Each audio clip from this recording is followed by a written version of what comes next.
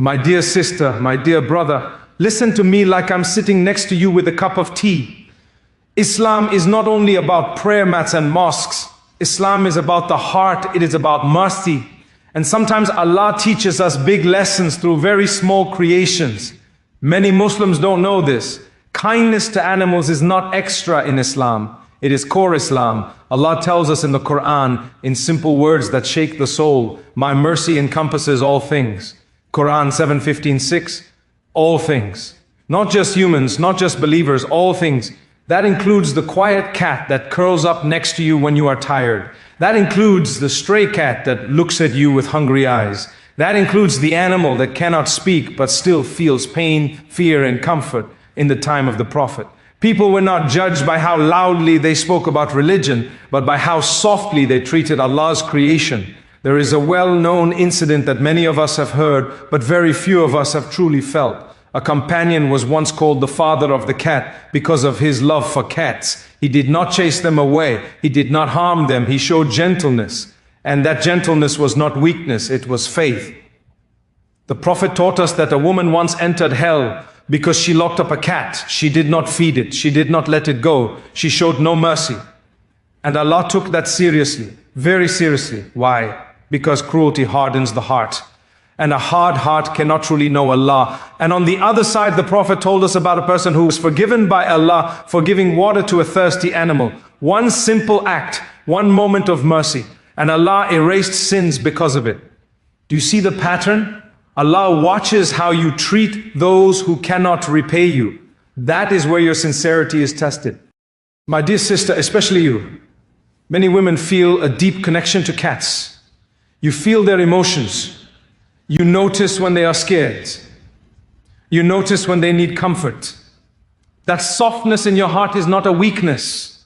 It is a gift from Allah. Allah says in the Quran, and we made from water every living thing. Quran 21:30. Every living thing matters to Him. Sometimes a cat comes and sleeps near you when you are anxious. Sometimes when you are crying silently, it sits close. Sometimes when you feel lonely, it appears out of nowhere. No, we do not say the cat knows the unseen, but we do say Allah sends comfort in ways we do not expect. Islam does not teach us to be harsh. Islam teaches us to be balanced, strong in truth, soft in mercy. If someone can be kind to a cat, they are more likely to be kind to a child. If someone can be gentle with an animal, they are more likely to be gentle with their spouse. If someone shows mercy to creation, Allah shows mercy to them. The Prophet said, those who show mercy will be shown mercy by the most merciful. So when a cat trusts you, that trust is an amanah, a responsibility. Not because the cat is holy, but because mercy is, and perhaps, just perhaps, Allah is looking at your heart in that moment, testing how you respond when no one is watching, testing whether faith has reached your behavior, not just your tongue. Because Islam is not only what you say, Islam is how you treat the weakest around you. And there is a deeper lesson in this, one that many Muslims overlook, a lesson that goes beyond cats and reaches straight into how we treat people, pain, and even ourselves. Because sometimes the way we treat an animal is a mirror of how we treat our own soul. Let me speak honestly with you. Many of us say we love Allah, we say we love the Prophet, we say we want Jannah. But love is not only words. Love shows up in small moments, quiet moments, moments when nobody is recording you, nobody is clapping, nobody is saying, MashaAllah, just you and a life Allah created. A cat does not ask you for a lecture. A cat does not ask you for proof of faith. It only asks for safety. And that is powerful. Because Allah often tests us with what seems small. The Prophet taught us that Allah is gentle and He loves gentleness in all matters. Gentleness in speech, gentleness in actions. Gentleness even when you are tired, even when you are stressed, even when life feels heavy. Some days you are carrying pain no one knows about.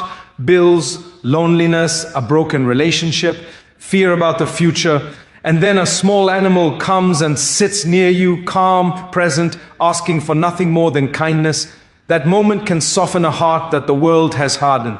Allah says in the Quran, then your hearts became hardened after that, like stones, or even harder. Quran 274.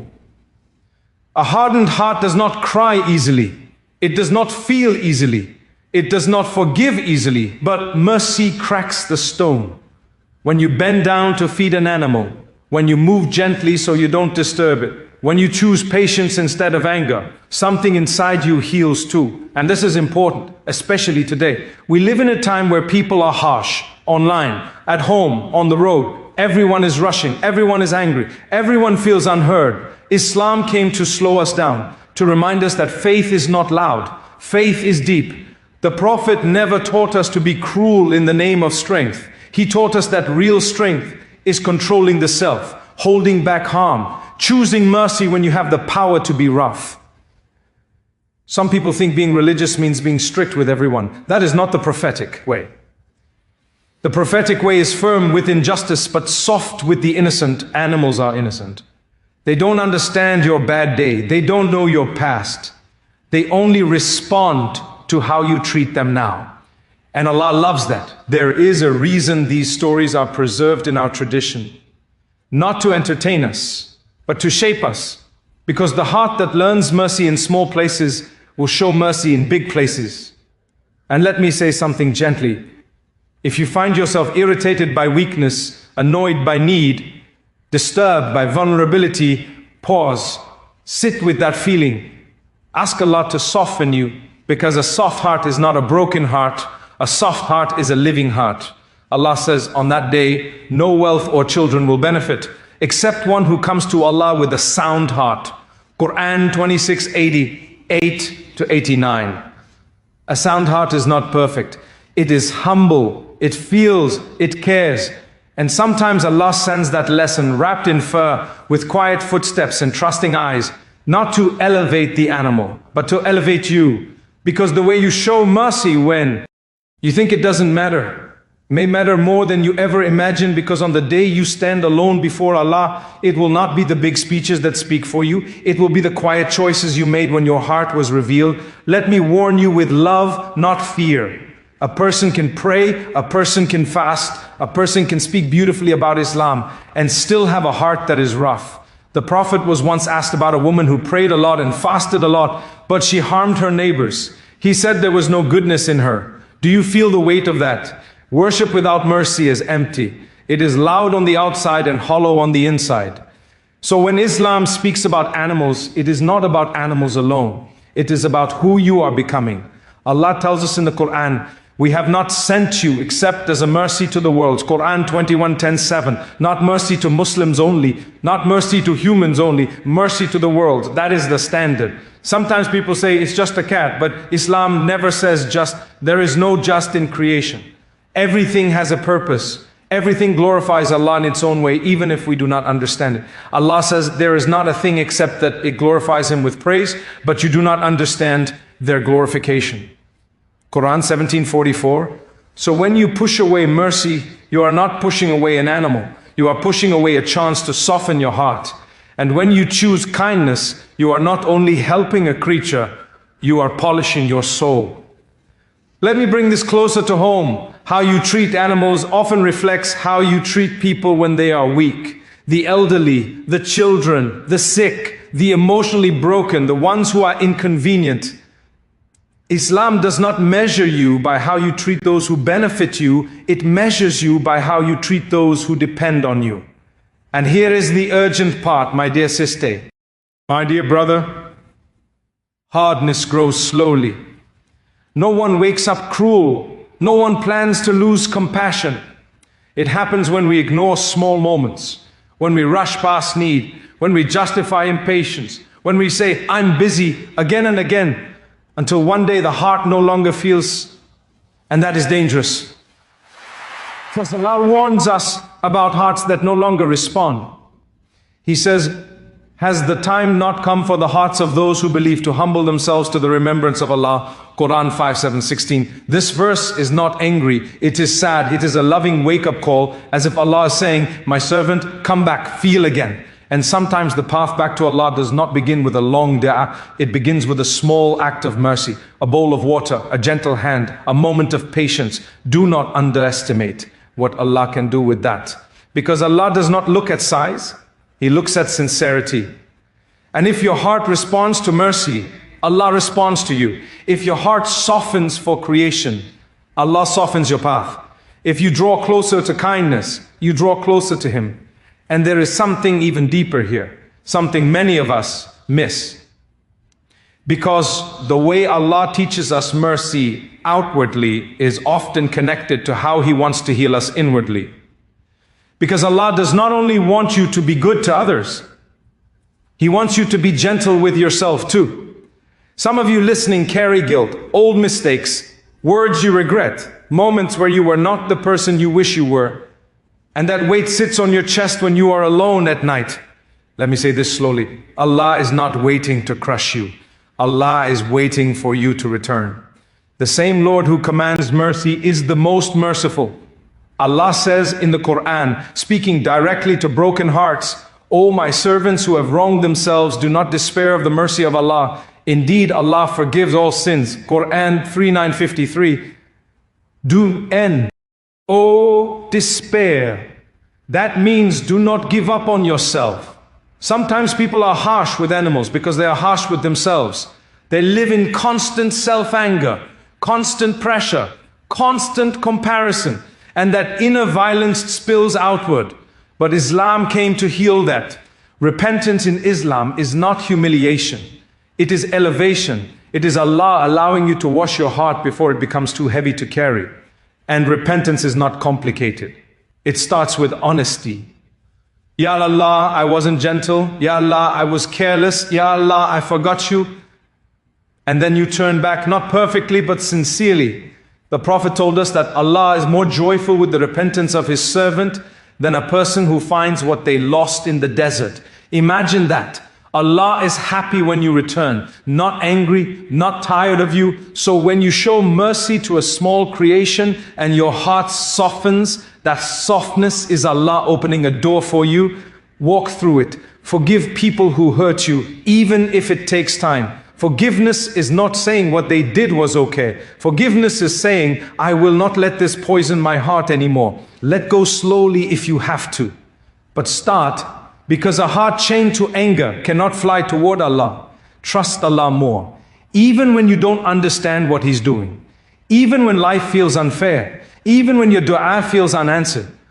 Allah says, and whoever relies upon Allah, then He is sufficient for him. Quran 65:3, sufficient, not everything you want, but everything you need. Some of you are exhausted from carrying control, from fixing everyone, from holding it all together. Put it down. Allah never asked you to carry the world, He asked you to carry sincerity. Pray even when you feel dry. Do good even when you feel unseen. Be kind even when no one thanks you. Because Allah sees and Allah records, and Allah never wastes a single act done for His sake. If you ever feel far from Him, come back through mercy.